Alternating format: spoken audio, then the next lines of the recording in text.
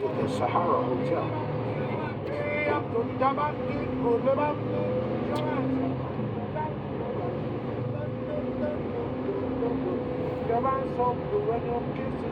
And I never knew what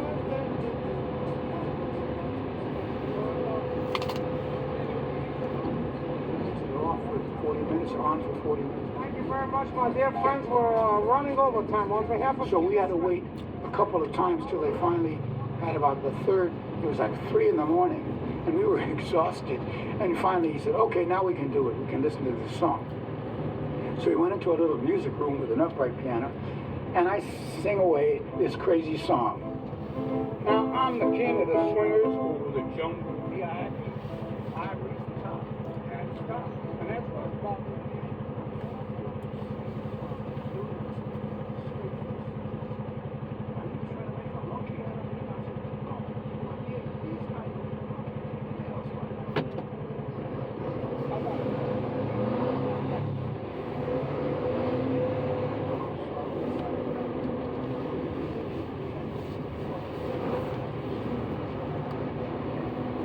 Little things, they were putting their own personality into it. Oh, who is you? I want to be like you.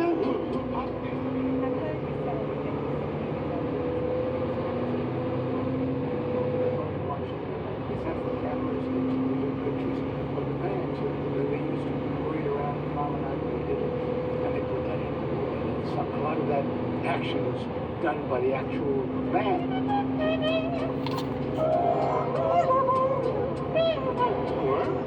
And Phil Harris is the voice of Baloo, is obviously has a major role in that song. Really. Absolutely. Well, Phil Harris comes in at the end, and you got that voice like that.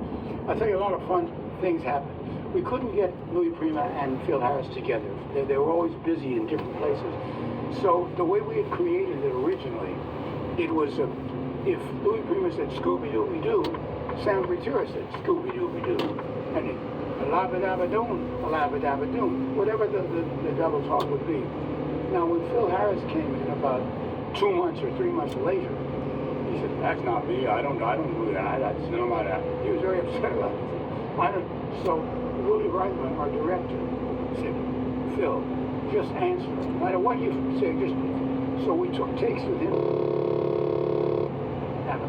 Totally different words, and it sounded like a conversation between the two guys. We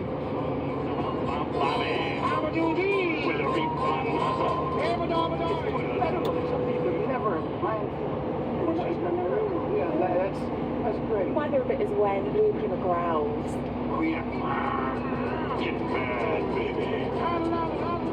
Actually, what was in the recording was two guys doing that, and he said, no, they cut the one line out. They get mad, baby. We were all busting up in the booth. I mean, it was just too much, and when we were through with it, Phil Harris says, "Well, this is a mess. I don't know where." No, this is a beautiful mess. We were in good shape, and I will say this: both those gentlemen, at different times, were asked about the proudest moments in their careers and everything, and they both had extended, incredible, long, wonderful careers. Both of them said, "I think the thing that'll make me immortalized will be doing that picture with Walt Disney and doing Jungle Book." My other favourite song from that is the Colonel Harty song. Oh, and the other one's Walt to the show. He's a Christian. No, you can't even play one of them. Up to me for the aim of our patrol. Here's a question for the box.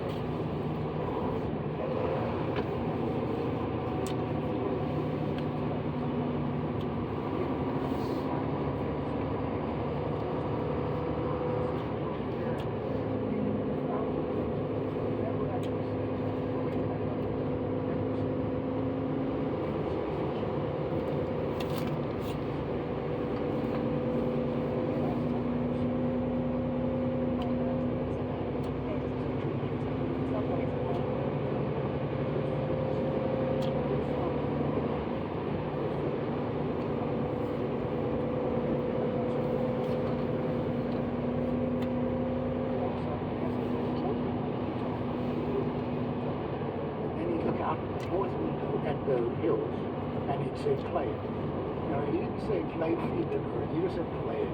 And I knew what he wanted, and I'd sit and play his favorite song for him.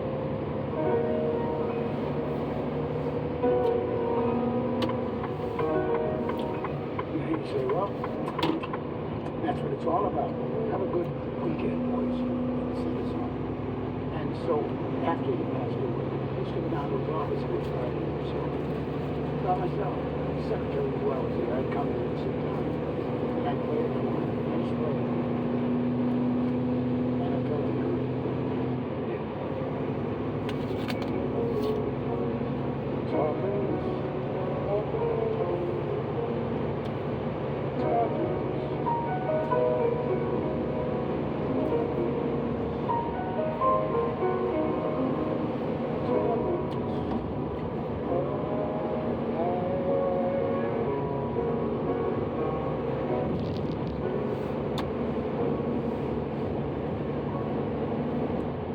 After the death of Walt, there is sadly the passing of your own parents, if you've got your father. And that was, again, a major influence on your career and Bob's career. What was that time like for you? How did you sort of come to terms with it? You know something, everyone has what they love, what they do. It's part of life. It's just one of the things that you have to face up to. You don't forget it, it hurts you. But there's a pang that goes into you when you think about it. So after the passing of Walt and of your parents, do you think that had an effect on, at the time, your own relationship with Bob in terms of working together? And I never gave any thought to the fact that that would be very much, except for the fact that we did have this spirit. There used to be that conflict between us and worked it out. We didn't have that. So there was no buffer. And that it became more difficult sometimes to get into difficulty. Nothing about writing, about it was about other things. Some of my business decisions, which I was very conservative with, and he was very, let's say, a little more adventurous. do you think that there was also sort of an ingrained sibling rivalry between you? It could be, and that's something I never wanted to do. I don't think being a kid brother, I just assumed that he was resent the fact that I know nothing. I mean, they would say, well, you don't know anything, you're a kid brother. But I think Bob overcame that too. I think we both had a kind of mutual respect. You know, it did last 50 years, that's a long time.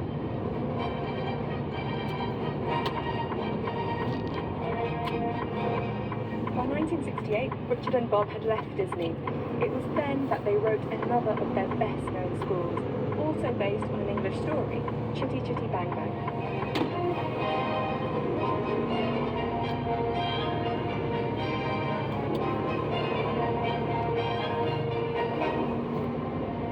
What do you think is this appeal, to Mary Poppins, Jungle Book, Winnie the Pooh, Chitty Chitty Bang Bang? Was there something about an English story that... You Brits have a certain thing called talent, great storytelling. We all recognize that. And their English background, so in certain cases we kept the British, and Bed Knobs and Broomsticks are British. Very Northern story. It's a great story. And again, I love writing. I always loved British music all this way as a kid. Grew up with that, singing those songs. I'm never dreaming I'd ever be writing in that style.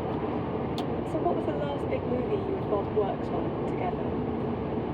The wonderful thing about Tigger is Tigger's a wonderful thing. Their tops are made in a rubber, their bottoms are made in a springs. They're bouncy, bouncy, bouncy, bouncy, fun, fun, fun, fun, fun. Tigger movie 2000.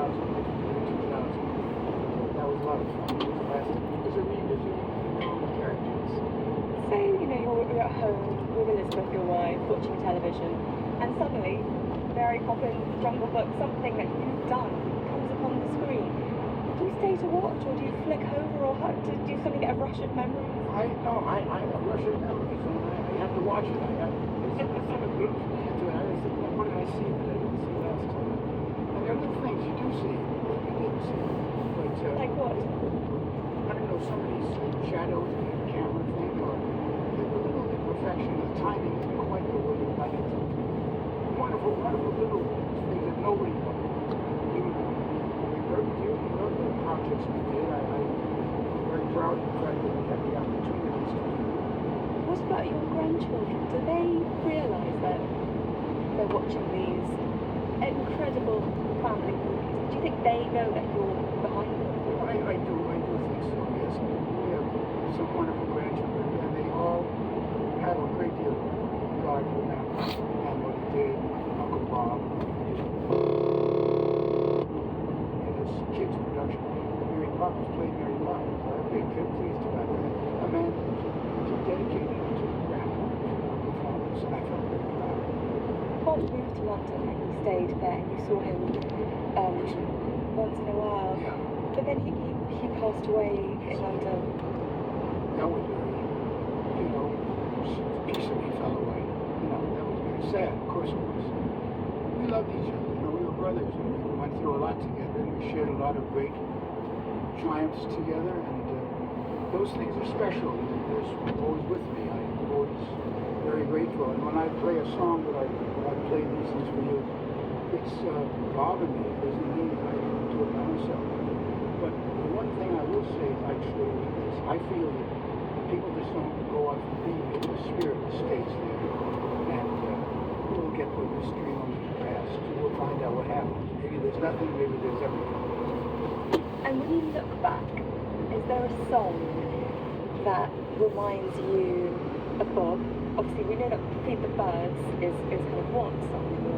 Is there one that makes you think of him more than others? It would have to be before we went to Disney. We had a tremendous hit pop song. We've been struggling so hard to get a number one, a big number one.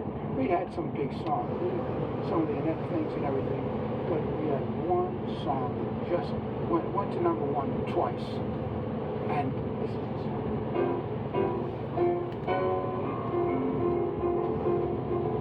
You come on like a dream, peaches and cream, lips like strawberry wine. You're 16, you're beautiful, and you're mine.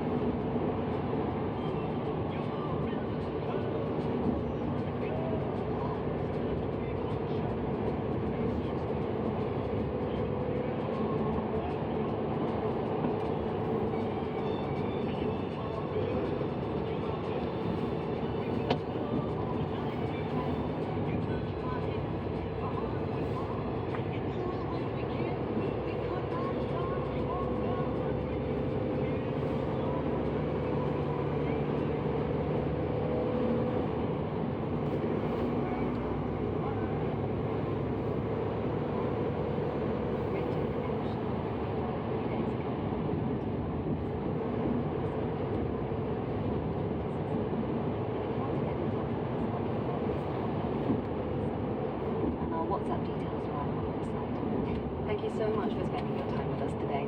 I'm Emily Webb, and you've been listening to Outlook. We're back tomorrow.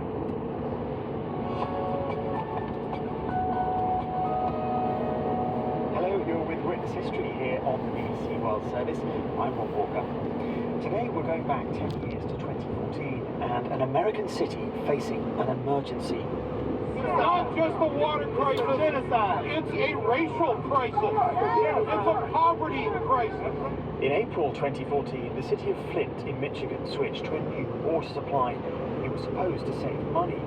What followed was an almost unbelievable story of an American city that poisoned its people. Nearly 100,000 residents were exposed to high levels of lead for at least 18 months. What became known as the Flint water crisis soon turned into a national scandal. In a largely black city, a sense of betrayal and anger. But to understand what happened in Flint, first we've got to go back before 2014 to supply. My name is Mona Hanna Atisha. I'm a pediatrician and professor with Michigan State University in Flint, Michigan. And I'm going to rewind a little bit because this all happened because of some really important history. Dr. Mona was one of a number of people living and working in Flint who fought to bring the scandal to public attention. So we were kind of an impoverished city for really decades because of deindustrialization and white flight and so many other reasons. And that left Flint as a kind of near bankrupt city. So in 2011, a few years before our water switch, something crazy happened in Flint. We lost democracy. Our city was taken over by financial emergency management. and their goal was austerity to save money. And so that is how the decision was made to change our water source from high quality Great Lakes water to the local Flint River. And that's what happened. That local river water may have been cheaper, but almost immediately people in Flint noticed something was wrong. I remember brown water. I remember it just not smelling right. It had like an egg odor to it. Janae McDonald is a lifelong resident of Flint. She remembers what it was like in the first few days after the water switch. It smelled like you were stuck inside of a swimming pool full of chlorine water with closed doors, closed windows, and no ventilation. It was that strong of a chlorine smell. And so what kind of impact did the water have on you and your children? At that time, 2014, Josiah was 1 and Justice was 4. For Justice, he had rashes all over his body, dark patches, very itchy, just taking them back and forth to the doctors. So there were problems right away. My jaw still drops when I share. Just a few months after our water switch, the water was so corrosive that it was corroding car engine parts at a General Motors plant. I remember my hair coming out. I remember the day I was in the shower washing my hair and it turned hard as a brick and just started coming out by the handful. But the new water supply hadn't just caused problems like rashes and hair loss. There was also a deadly outbreak of Legionnaire's disease. And then news started emerging about something hidden, potentially even more dangerous, something that Dr. Mona only heard about by chance. You know, very much kind of by serendipity, I was having dinner with a high school friend. Went on to become an environmental engineer, drinking water expert, and she moved to Washington, D.C., worked for the EPA, the Environmental Protection Agency, and was coming back home to Michigan in my home with our children running around. She's the one that shared with me that the water wasn't being treated properly, that the water was missing a really important ingredient called corrosion control. Adding that anti-corrosion agent would have only cost around $100 a day. Without it, the Flint River water, which is unusually corrosive, was eating away at the city's aging lead pipes, and lead was leaching into the drinking water. And that is the first time I heard about the possibility of lead being in the water, and literally that's the moment that my life changed. So what went through your mind at that dinner? I mean, I guess you immediately start thinking about your patients. Yeah, I mean, lead erodes cognition, it alters behavior, it can impact the life course of not just one child, but a population of children. So when I heard that, I stopped sleeping, I stopped eating, and I literally kind of was on this quest to figure out what was going on to protect my children. By now, some Flint residents have begun testing their own water with the help of scientists. They found dangerous levels of lead, in some cases exceptionally high levels, but the authorities continued to deny there was a problem. So Dr. Mona now set out to prove whether there'd been an impact on her patients. So I conducted the research to see if there was more lead in the bodies of our children after our water switch, and to really no surprise, there was found that there was more lead in the bodies of our children. So publicly share that data, which is not something that an academic or a scientist or a doctor does. This research is concerning. These results are concerning. And when our national guiding organizations tell us that lead poisoning is potentially irreversible, then we have to say something. So what happened then? What was the government reaction to you holding that press conference and announcing your findings? I was dismissed and denied, and just like everybody else to raise their voice, the state said I was wrong and called me an unfortunate researcher and said my data was wrong, but ultimately that's what drew media attention to the story. Flint residents being told not to drink tap water. A new study is showing an increased level of lead in young children. This is the latest. That's what finally got the state to look at their numbers. So that was the turning point of the crisis, the kind of definitive kind of proof that our kids were being exposed. The new problem is lead, especially among young kids. Get this, 2 times, 3 times higher. In Flint, Jim Kurtz, 7 Action News. Every news outlet was talking about the lead and talking about the unsafe water. Do you remember your reaction when you heard that news coming out? Literally sick. Literally sick. I'm scared for these children. what is it going to look like for them in 10 years, in 20 years, their development and how it was going to affect them as adults. A month after Dr. Mona's press conference, state officials finally accepted her findings that the city's water supply was switched from the Flint River back to the Great Lakes nearby. But the problem by this point was that because the pipes were now so damaged, lead could still get into the water. Relying on donated water, residents fetch all the bottles they can carry. It may be years before the water in this American city is safe to drink again. One thing that keeps occurring to me is, how could this have happened? It's always been about race. It comes down to race or income. I should not be looked at different because of the color of my skin. That means with water as well. Just because this community is struggling, we don't matter. That's not right. 10 years on, there has been progress in making the water safer. Tens of millions of dollars have been spent replacing the city's old lead pipes. But for many, what's lacking is any kind of accountability for what happened. So justice is incomplete in Flint. The criminal cases never went anywhere, despite 6 years of different efforts by 2 different administrations. There was a settlement with civil cases. Those damages have yet to be dispersed to families. So it's taken a long time. And as for the future, for many residents and their children, that's still uncertain. I know once lead is in your body, it's very difficult to remove it, and it concerns me about them having children. Could their children possibly suffer from this? It feels like a generational curse at this point. Janae McDonald still lives in Flint, where she works as an educator with preschool children. Dr. Mona Hanna-Attisha continues to work as a pediatrician in the city, and she leads a project at the Flint Registry that helps people who've been exposed to lead. They were both talking to me, Paul Walker, for Witness History here on BBC World Service. This is the BBC World Service, and on the food chain this week, in the heat of a Delhi summer, I'm finding out how rising temperatures are changing people's tastes. And I'm testing the traditional flavors back in favor. From the baking streets to air-conditioned restaurants, I'm sampling what's on the menu. The food chain at bbcworldservice.com/foodchain. In 30 minutes, heart and soul. Actress, comedian and media star Noura Akashar is one of the Netherlands' best-known Muslim personalities, but a political shock at the top has made her reconsider whether she truly belongs in Dutch society. Join me, Anna Holligan, to find out why. The newsroom is next.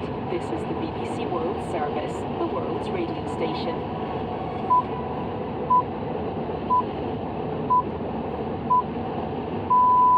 At 3 o'clock GMT, welcome to the newsroom from the BBC World Service. I'm Rachel Wright. An historic day for the United States of America. It was almost like the air turned to stone when they started reading out those guilty verdicts one by one. And as each count and each guilty verdict rolled over him, Donald Trump was completely motionless. The former president found guilty on all 34 counts. The New York District Attorney Alvin Bragg led the prosecution. We arrived at this trial and ultimately today at this verdict. Another case that comes to the courtroom doors. The White House says the verdict shows no one is above the law. We hear from voters who are divided.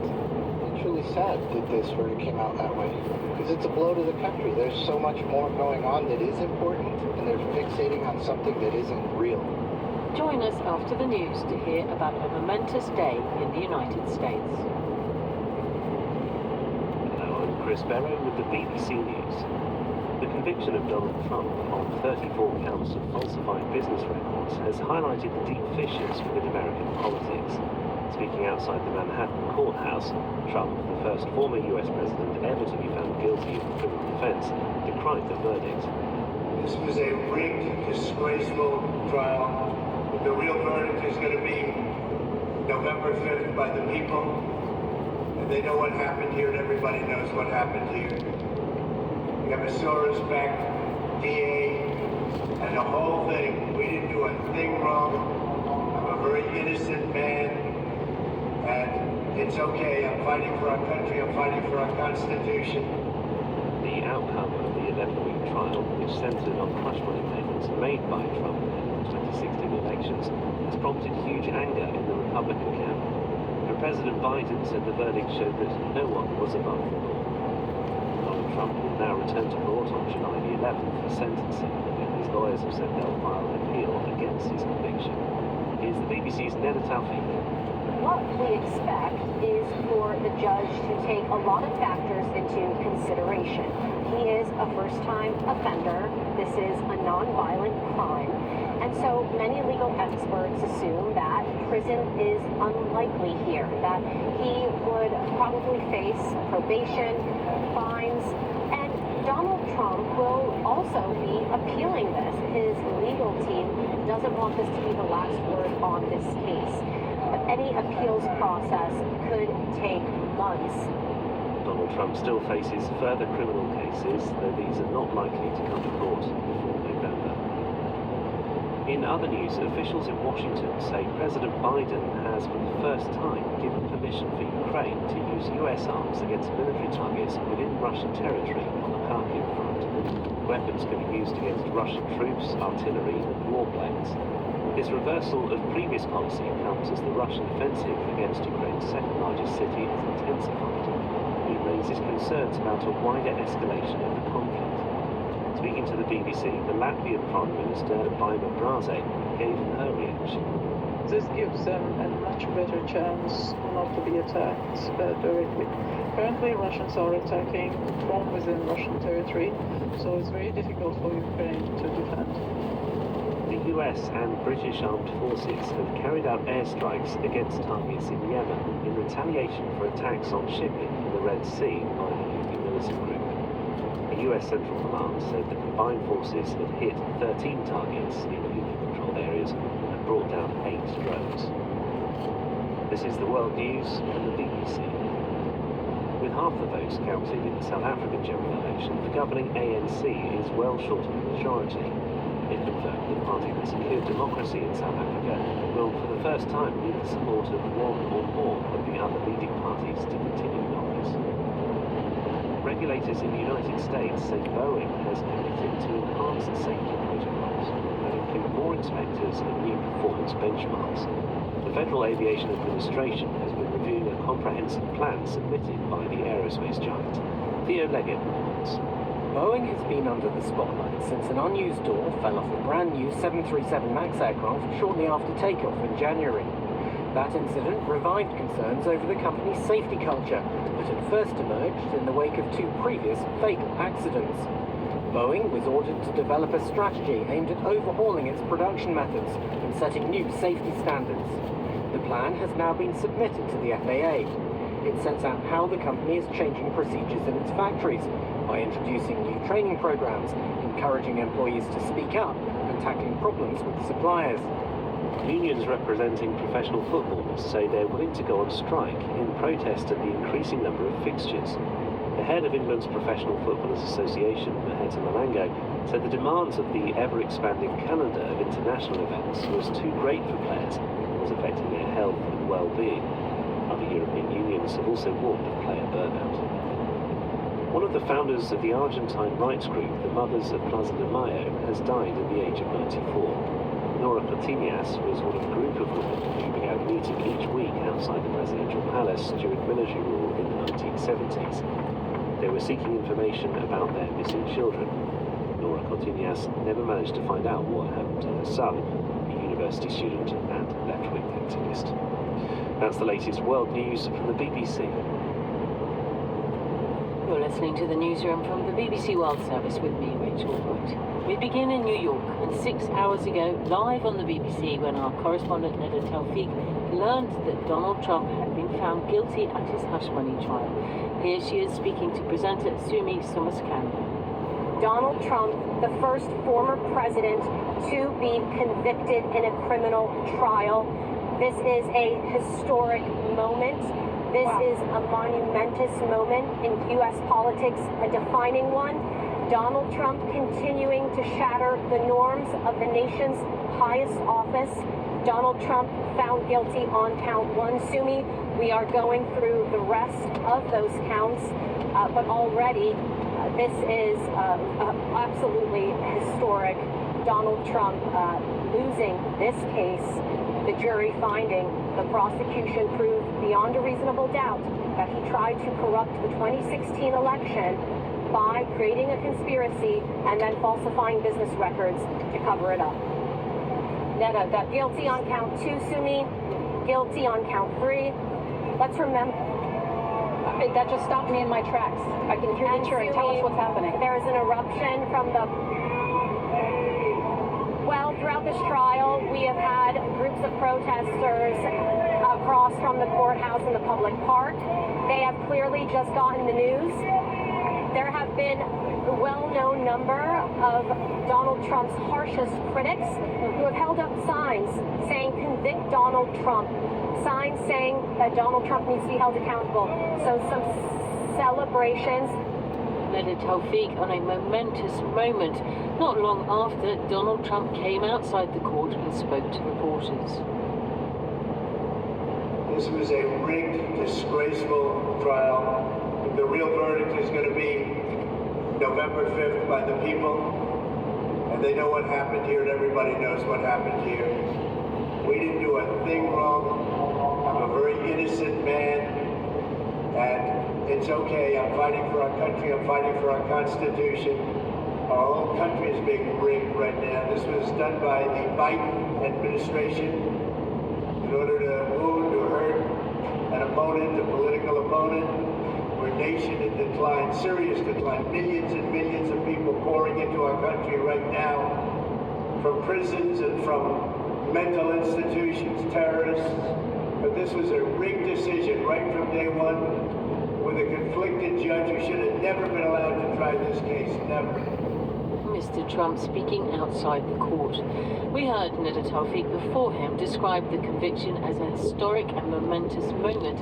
I spoke to another of our correspondents in New York, Michelle Fleury, and asked her for her assessment. Donald Trump has changed the norms of what it is to be a president in America. This country has never seen either a serving or a former president found guilty, and yet that is what has happened. What is fascinating is that there were people cheering the verdict, but if you're outside of New York, if you're in many other parts of the country, actually there are many Americans who don't care, who haven't actually been paying attention to this case, who made their minds up a long time ago about Donald Trump.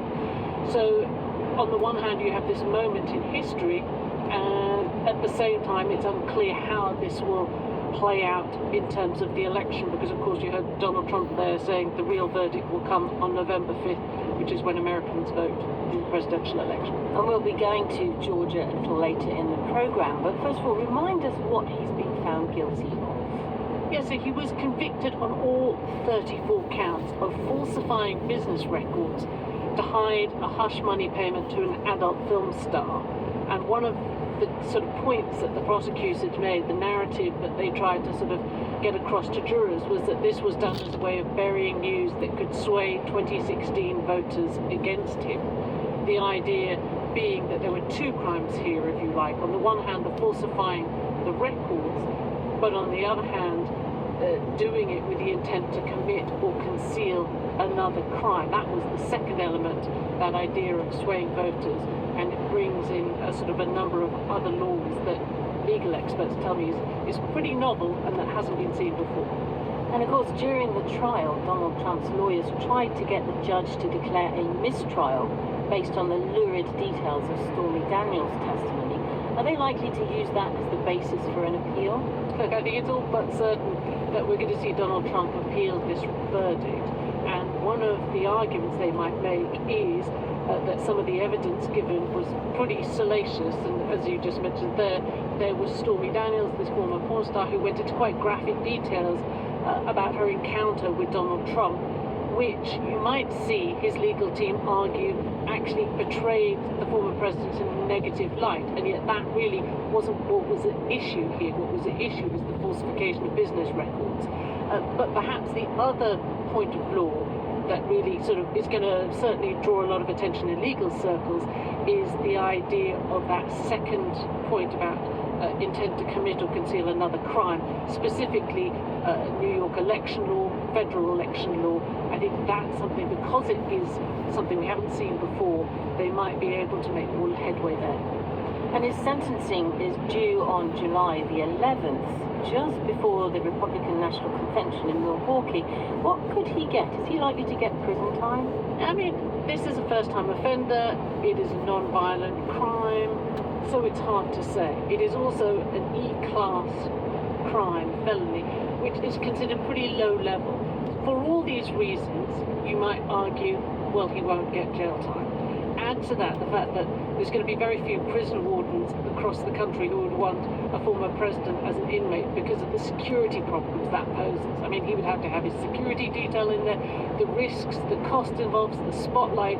It's just a headache that no one will want. And so I think that is something that Judge Juan Merchan will take into account. I mean, remember, this is a defendant who on multiple occasions has violated a gag order and has not been given any jail time. A regular sort of person off the street probably would have by now, because of that, been given some prison time. He wasn't. I think the judge is very aware of sort of everything that comes with a trial involving a former president and a presumptive Republican presidential nominee. And just briefly, what's the atmosphere like in New York now? You know, there are the people who've been turning up every day in support of Donald Trump. They dispersed pretty quickly. Then there are sort of groups who are kind of planning to take action in support of Donald Trump. But mainly, we've had a lot of people celebrating, cheering. I was hearing a report of someone letting off a firework over Brooklyn. So it's been a mixed reaction, but this is, broadly speaking, a pretty blue city. It tends to not favour Donald Trump, even though this is his hometown. And I think that sort of has been reflected in the action in that park outside Brooklyn. Michelle Fleury in New York. Well, let's hear more reaction now. The New York District Attorney who prosecuted the case, Alvin Bragg, held a news conference shortly after the verdict. He began by paying this tribute to the New Yorkers who served on the jury. First and foremost, I want to thank the jury for its service. Jurors perform a fundamental civic duty. Their service is literally the cornerstone of our judicial system. We should all be thankful for the careful attention that this jury paid to the evidence and the law and their time and commitment over these past several weeks. 12 everyday New Yorkers, and of course our alternates, heard testimony from 22 witnesses, including former and current employees of the defendant, media executives, book publishers, and others. They reviewed call logs, text messages, and emails. They heard recordings. They saw checks and invoices, bank statements, and calendar appointments. This type of white-collar prosecution is core to what we do at the Manhattan District Attorney's Office. I want to thank this phenomenal prosecution team, embodying the finest traditions, professionalism, integrity, dedication, and service. They are model public servants, and I am proud and humbled to serve side by side with them. The 12 everyday jurors vowed to make a decision based on the evidence and the law, and the evidence and the law alone. Their deliberations led them to a unanimous conclusion, beyond a reasonable doubt, that the defendant, Donald J. Trump, is guilty of 34 counts of falsifying business records in the first degree to conceal a scheme to corrupt the 2016 election. While this defendant may be unlike any other in American history, we arrived at this trial and ultimately today at this verdict in the same manner as every other case that comes through the courtroom doors, by following the facts and the law, and doing so without fear or favor. New York District Attorney Alvin Bragg. You're listening to the newsroom from the BBC World Service. Our top headline: Donald Trump has become the first former US president to be convicted of criminal charges after a 6-week trial he's branded a disgrace. President Biden said the verdict showed that no one is above the law, but it's likely to stoke the ever-growing divisions in US politics. Now, as we've heard, Mr. Trump's sentencing date is scheduled for the 11th of July, just days before the Republican National Convention, when his party is expected to formally nominate him as their presidential candidate. But how are Republicans taking the news of his conviction? House Speaker Mike Johnson called it an absurd verdict and a shameful day in American history. Republican Congresswoman and staunch Trump ally Marjorie Taylor Greene took to X, writing, "You don't see this level of corruption in a banana republic." Richard Painter was White House chief ethics lawyer under George W. Bush. He says the party should consider nominating another candidate. It's a serious matter. It's a felony. I would urge that the Republican Party think very seriously about who they want to nominate for president in the upcoming election.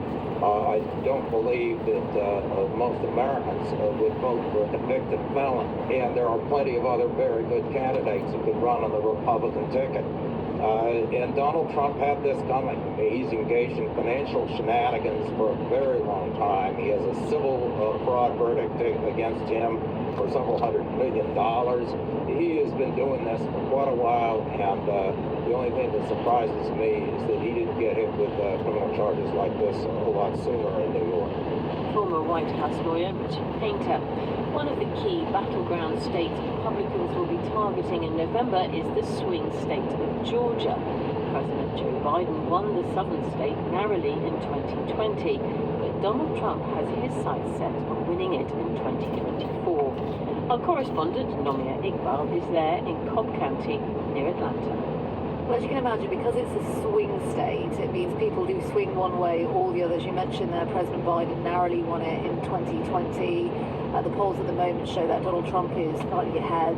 It has traditionally been a Republican state, but some of the surveys suggest there are 18% of people who are still undecided. And there was a recent poll actually that found 8% undecided with Donald Trump ahead. And so when the verdict came through, our team went out to ask people what their reaction was. Some hadn't even following the trial, and one woman called Rachel Rice, who we spoke to, an Army veteran, she was so shocked.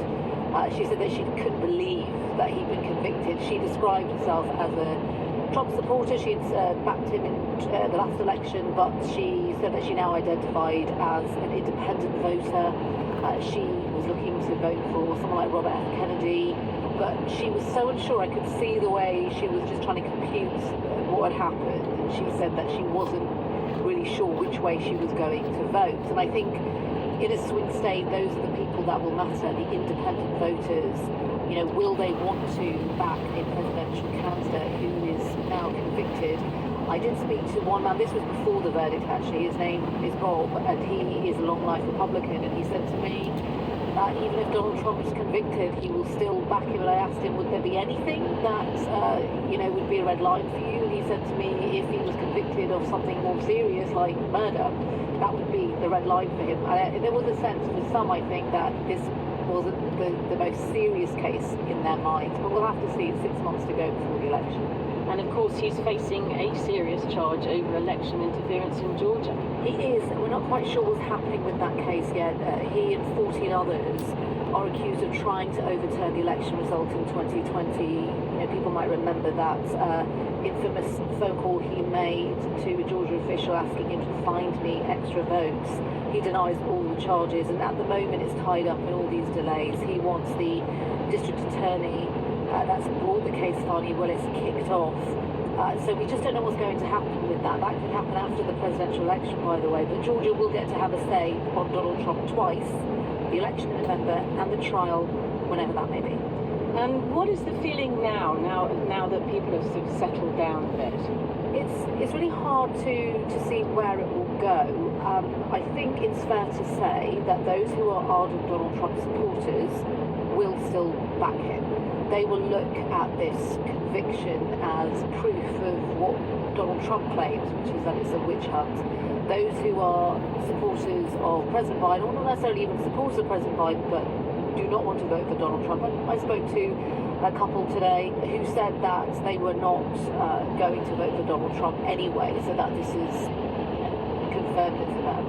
As I say, is those independent voters, those in the middle who don't know, which way to go, and they are the ones who will decide. We know that the presidential election is decided in a handful of key swing states like Georgia, and it might come really down to the wire. So we have to see. 6 months is a long way to go, I think. A lot could change in that time. For a lot of people, they'll probably just process it, and we'll get lots of polls, lots of surveys in the next few months, which will give us a sense of where it's heading. Our correspondent Nomia Iqbal in Cobb County near Atlanta.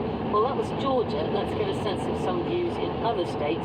Florida is also a swing state and home to Mr. Trump's Mar-a-Lago resort. It doesn't affect it in one way at all. There's no thought process. We're voting for President Trump. That's it. Done.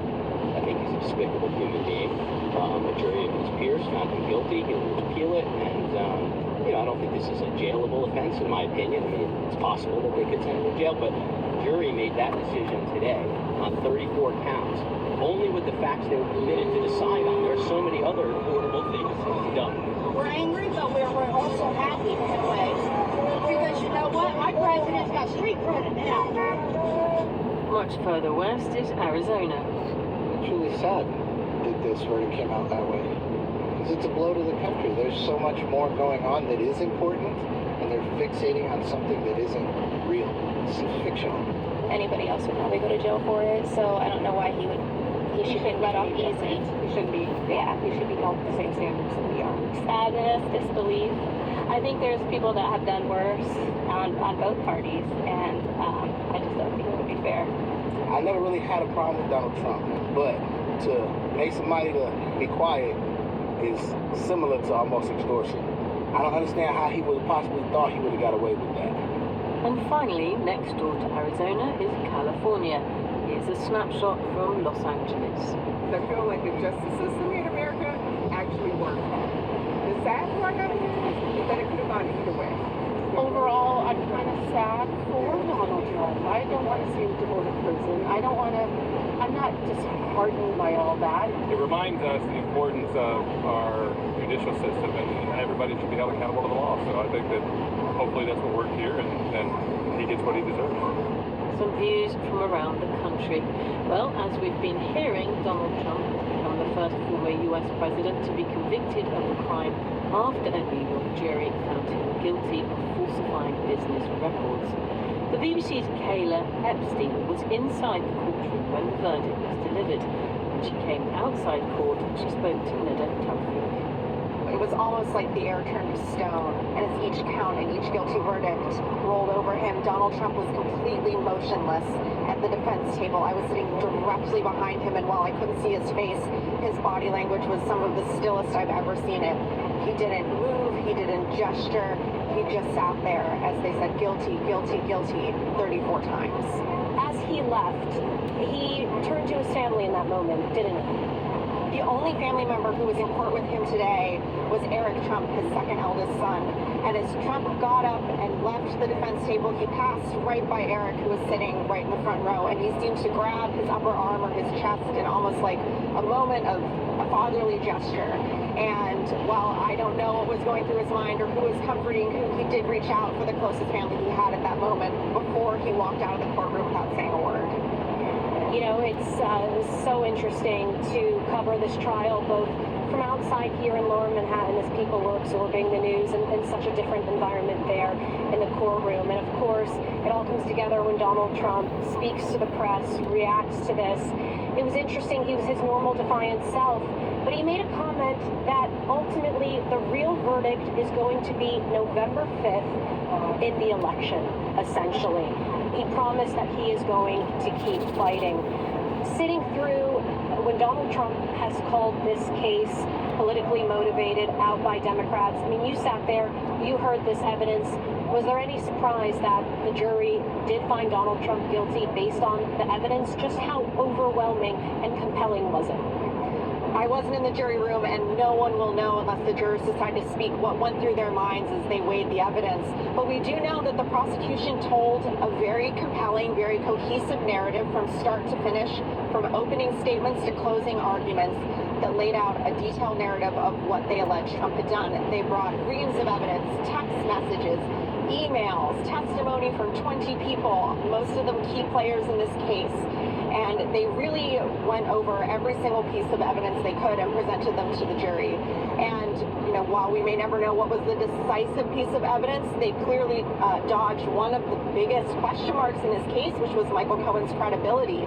So much of this case hinged on him. He has committed perjury in front of Congress in the past. Trump's lawyers relentlessly hammered him the entire time under cross-examination, in opening statements, and closing arguments, calling him at one time the greatest liar of all time. But you can see that the prosecution was able to back up his testimony with enough evidence that clearly the jury was able to see past Cohen's flaws and perhaps find their way to a guilty verdict. Kayla, when you reflect on the campaigns ahead, how do you think Donald Trump will use this verdict to try to get out of the political danger that he clearly faces with independent voters? We are going to be hearing about this verdict every day until Election Day in November. Trump is going to use it to rally support from his base. He has done a very good job of keeping his supporters close to him by making the argument that they're really going after me because they're going after you. They're trying to silence me because they're trying to silence you. Meanwhile, we're going to see Joe Biden attacking Donald Trump's fitness for office based off of this. And this is going to run through the entire election. We talked about sentencing here in July. That's right before the Republican National Convention, where Trump will officially become the Republican nominee. And so this verdict will have ripple effects. Now, can we get into the minds of individual voters right now? We don't know, but polling has shown that at least some voters might turn away from Trump if he actually is convicted in one of his criminal trials, as he has been here. Kayla Epstein and Nada Tawfiq on a big moment in a New York court. You've been listening to the newsroom from the BBC World Service with me, Rachel Wright. Our top story, Donald Trump has become the first former US president to be convicted of criminal charges, highlighting deep divisions in US. That's all for now. Thanks for listening. This is the BBC World Service, investigating journalists' ability to report freely in Greece. I'm Nikos Papanikolaou, and what I'm going to tell you sounds like the plot of a spy movie. My mobile phone started to act in a bizarre way. I was under surveillance. You realize that your sources have been exposed. It's a tale of scandals, unsolved murder, and journalists becoming the headlines themselves. I would say that for the past 2 years, people are very concerned. They have been affected. We have been affected on the psychological level that it has been very traumatizing for a lot of people. Thousands of years ago, my hometown, Athens, was the birthplace of democracy. But could media freedom be at risk in Greece today? Reporting Greece at bbcworldservice.com/documentaries or wherever you get your BBC podcasts. Actress and comedian Nora Akershar could be considered a poster child for integration in the Netherlands, proving it's possible to be both Muslim and hugely popular with mainstream Dutch audiences. But the electoral success of an explicitly anti-Muslim candidate in national elections has left her unsure if she truly belongs in a society traditionally famous for its tolerance. I'm Anna Holligan. Join me for Heart and Soul, hijabs and skinny jeans here on the BBC. BBC News with Chris Barrow. Donald Trump has become the first former US president to be convicted of criminal charges. He's called the verdict a disgrace, but President Biden said it showed that no one is above the law. He'll be sentenced on the 11th of July, at which point his lawyers say he will appeal the verdict. Conviction does not appear to have affected his run for the presidency. Within minutes of his conviction, Trump was fundraising, calling himself a political prisoner. US officials say President Biden has, for the first time, given permission for Ukraine to use US-supplied weapons within Russian territory on the Kharkiv front. It comes as the Russian offensive there has intensified. With half the votes counted in South Africa's general election, the governing ANC is well short of the majority and could need the support of other parties to form a government. The US and British armed forces have carried out airstrikes against Houthi targets in Yemen. Houthi media say at least 2 people have been killed. US regulators say Boeing has committed to enhanced safety protocols that include more inspectors and new performance benchmarks. It follows recent incidents and 2 fatal crashes. A founder of the Argentine rights group, the Mothers of Plaza de Mayo, has died at the age of 94. Nora Cortina and 8 other women sought information about their children who went missing under the country's military regime. Unions representing professional footballers say they're willing to go on strike. They say the ever-increasing number of fixtures is too much for players, affecting their health and well-being. The almost complete skeleton of a huge Stegosaurus is expected to fetch up to $6 million when it's auctioned later this summer. Apex is 8 meters long and 3.5 meters tall. That's the latest world news from the BBC.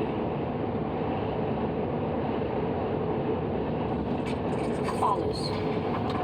Meet Nora. Het is me niet verstaan als ik hier. Oeh ja, ze is 30 of zo toch? Misschien. A successful actress, presenter, Mijn naam is Nora Akasha. and all-round entertainer.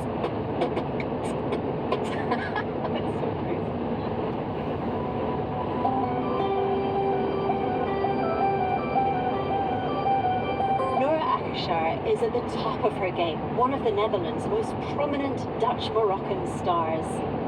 However, the unexpected victory of an anti-Islam politician has left Nora questioning her future. When it's unsafe for us to be here as Muslims, what can I do? I'm Anna Holligan. You're listening to the documentary on the BBC World Service. For this episode of Heart and Soul, I'm speaking to Dutch TV star Nora about whether she can stay in a country that's just taken a sharp right turn.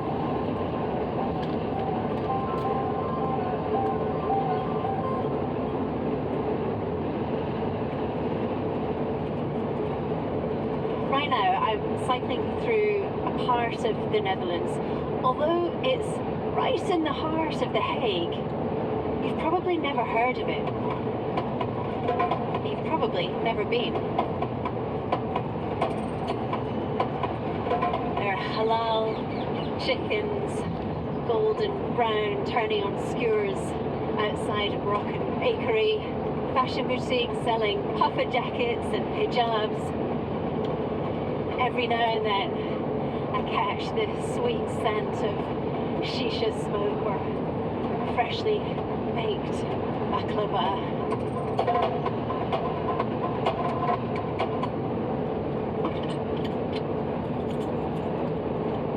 So I'm just parking my bike in Schilderswijk, which is the area of The Hague where Nora actually grew up. They're just pulling up. She's brought her best friend, Kim, who has incredibly glamorous nails. Oh, thank you. And daughter, Mesa, who's already zooming off on rollerblades. We're walking towards the park. Nora's juggling jackets, bags, and snacks. You like this? I have a handful of sunflower seeds. It's very nostalgic, and I really love them. That was my school growing up. That was your primary school? Yes, I went to school there. We call it speciaal onderwijs because I had some difficulties in the regular school, so I had to go to. You're a challenging child. I was a challenging child. I still am. This is one of the many parks around this area in Schilderswijk.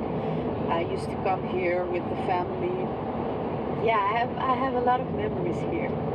This is an area with a lot of multicultural people, a lot of Turkish, a lot of Moroccans. So the stores and everything you saw it's like representing the people who live here.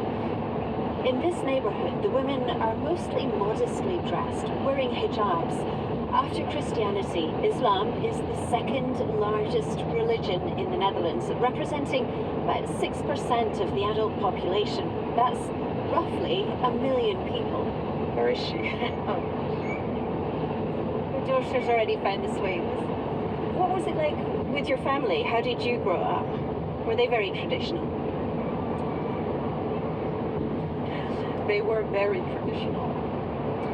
Men work, women stay at home.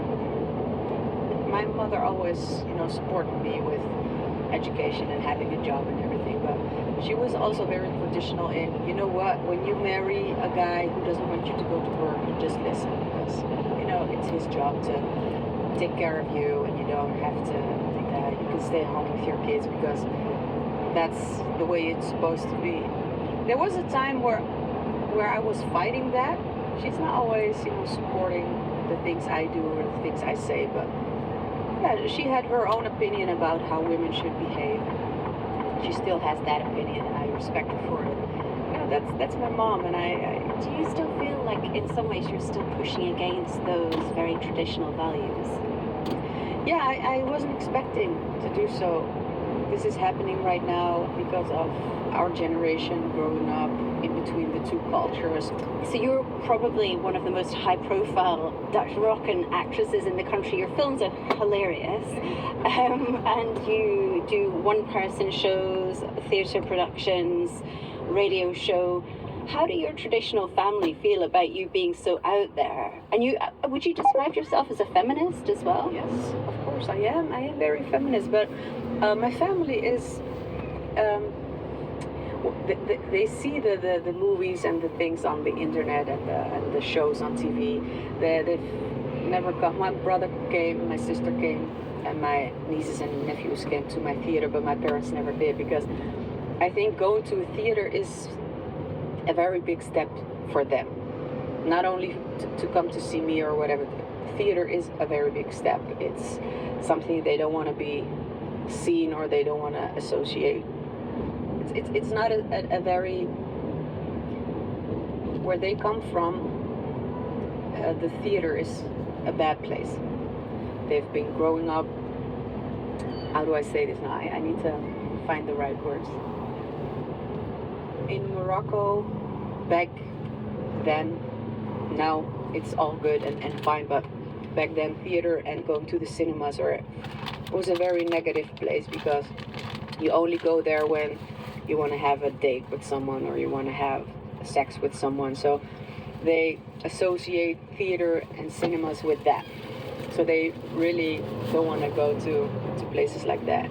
I was trying to change that by telling them that I'm fine, I'm not changing, this is me, I'm still wearing the hijab, I'm still Muslim, I stopped doing that, because if I want them to respect me and my hobbies and my passion, I need to respect them for the way they think.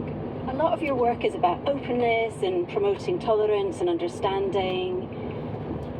Do you feel as though you can be entirely open with your family? Not about everything. I choose my battles, I choose the subjects, and it's my family. I love them to death. If they call me and they need help, I'm there, and I don't talk about a lot of stuff with them, but I'm okay with it. They really want to see me in a traditional role. I don't fit in any community or group, because I'm too Dutch there, and I'm too Moroccan here, and I'm too Muslim there, and I'm too open.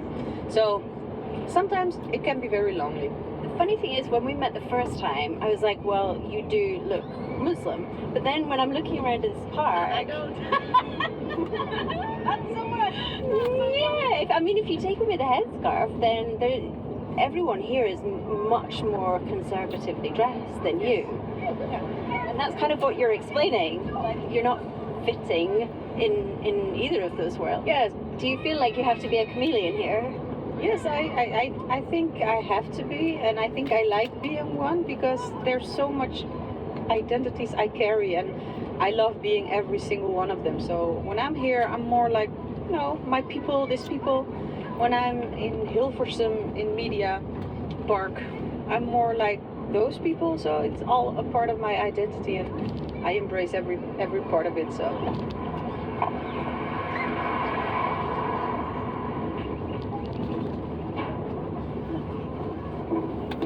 we're walking up inside this giant ivy encased structure. I don't even know, how would you describe this, Nora? A lot of metal. This is something you would use in a Superman movie, I guess. Today, Nora's the lead character. She's wearing a striking red blazer, hijab, and skinny jeans. She's filming a documentary. The crew are climbing to the top for panoramic views. Do you see any parallels, Nora, between climbing this actually kind of vertigo-inducing monument? I'm busy though, so yeah, that's a parallel with things, the way things are going right now in my life. Climbing, I'm trying to reach the top, whatever the top may be. Oh wow! As we take a moment to gaze out over the famously flat landscape, I wondered, as she climbed the Dutch career ladder, did Nora ever feel like she had to disguise her strict Islamic upbringing? Not only did I thought that, I did. I really toned my Muslimness down. I was always making jokes to comfort people that I am not that Muslim that they know. Like what? Well, I'm not the terrorist. I made jokes about, oh, you left your bag here. Are you sure I'm not gonna steal it? Or, oh, I have a backpack now. When I say Allahu Akbar right now, this might explode. Ha ha ha ha. A lot of us did that. If you still see me as a submissive, as a suppressed, as a terrorist, as a criminal, then there's something wrong with the way you look at people. It's not something that I have to prove I'm not. Were you ever tempted to tone it down insofar as your appearance goes? Did you ever consider taking off your headscarf and sacrificing that connection that you feel? I've thought about it, but it's a part of me, it's a part of my identity, and it's also a statement. It's not only religious. For me, it's a statement. That's why you see me wearing a skinny jeans, but also a hijab. It's not that I want to normalize anything. It's the way how I want to identify myself, and I feel good in what I wear. Are you having conversations with Allah about these issues of identity? I do talk with Allah about a lot of things, but in a way that I ask for guidance.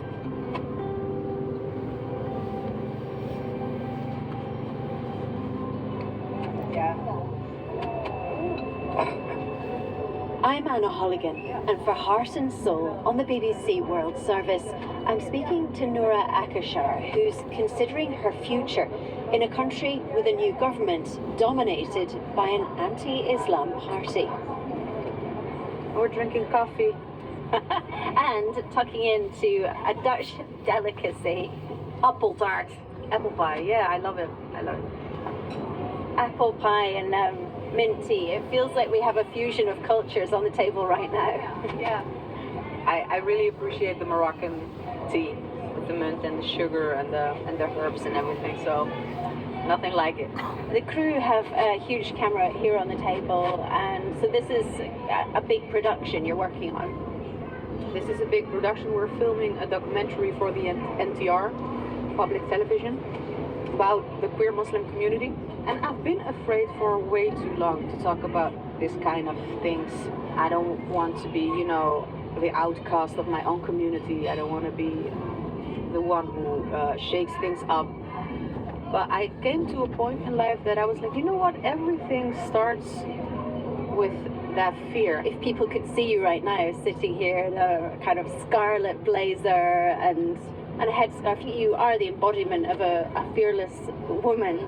The things we win when we're fearless is way more beautiful than being fearful. So that's what I choose to be, fearless. When I look at your work and I look at everything you're doing, it seems as though you're trying to bulldoze down the walls so that you can just exist as the person that you want to be. Absolutely. As a woman, as a Moroccan woman here in Holland, as a Muslim Moroccan woman here in Holland, I've been told otherwise for way too long. When I found my voice and a way to express that voice through theater, through social media, using everything I can to tell the world that I am here, we are here, and we're staying, and we're a part of this country. We were here helping building this country, and we still are here building this country, and we contribute in every way. I pay tax as much as everyone else, maybe even more. So I don't let anyone tell me that I can't exist. So if I have to be more visible or more outspoken about it, I'm here. Okay, let's just pause while I fill you in.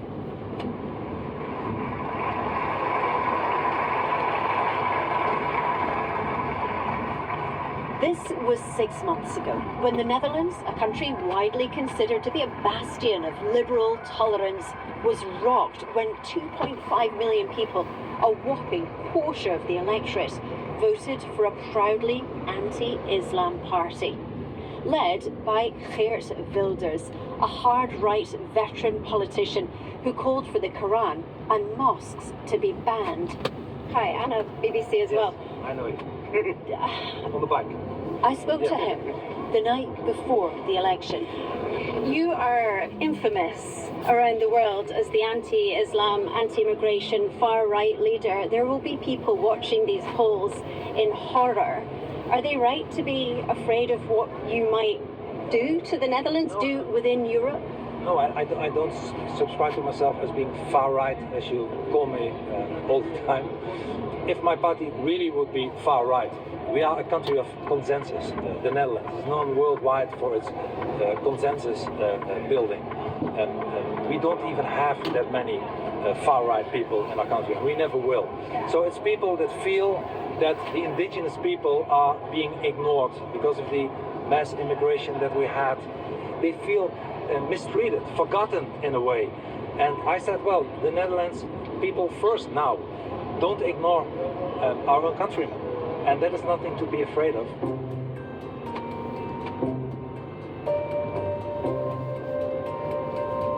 Geert Wilders has since withdrawn 3 pieces of draft legislation that would have severely restricted expressions of Islam to counteract criticism from coalition partners who anticipated a collision course with the Constitution. But all of this has left Nora and many other Muslims I've spoken to questioning their existence in the Netherlands. I make jokes about it because that's how I deal with fear, I guess. It frightens me. I don't know what that means for me. I don't know what that means for my daughter.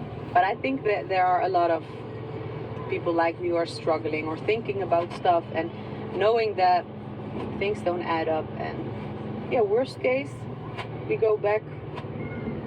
I go back.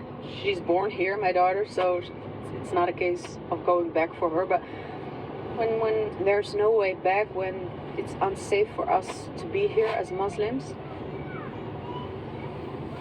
what can I do? But when you say go back, you're not talking about going back home to Utrecht. You're talking about going back to Morocco. What, that's the conversation you're having? Yeah, I think I reached that point in life where I really thinking about it. And is that because of the change in politics? Yes, because I've been showing the world that we're good people. We're here to help. We help. We're everywhere. Muslims doing good, helping, changing the world, and it's still not enough. I reached a point in life that I think about the safety of my child, and she lives in a very, white environment, and I don't want her to be the target of negativity or insecurities or everything. In Christmas time, she comes home and she says, everyone has a Christmas tree. Why don't we have one? And 2 years ago, I bought one because I don't want her to feel left outside and feel different. I tried to talk to her about it while buying that Christmas tree. That must have felt really strange. That was me going to that store with my hijab buying that Christmas tree. That was weird. No, it's not for me, it's for my neighbor. No, I'm just kidding, but it felt very uncomfortable, but I felt very free because it's my house. That tree doesn't represent a different religion for me. It represents Christmas and your child's happiness. My child's happiness and fun, diving into a whole different culture. And I have a Dutch friend who appreciates a treat. She's talking about Kim here. Kim's got long blonde hair, and today she's wearing a trendy, oversized leather jacket. So I was like, you know what? When she comes to Morocco or she goes to a mosque, we all expect her to wear the hijab and dress properly. Why can't I do the same thing for her or them? If you're not welcome here, with all the assimilation, you're buying Christmas trees. Like, if you're not welcome here, then what goes for all of the other women walking around this park with their headscarves on, all of the girls and boys who are playing in this neighborhood? How can you've been accepted here, you are part of Dutch society, and yet you think that you're being pushed out by this?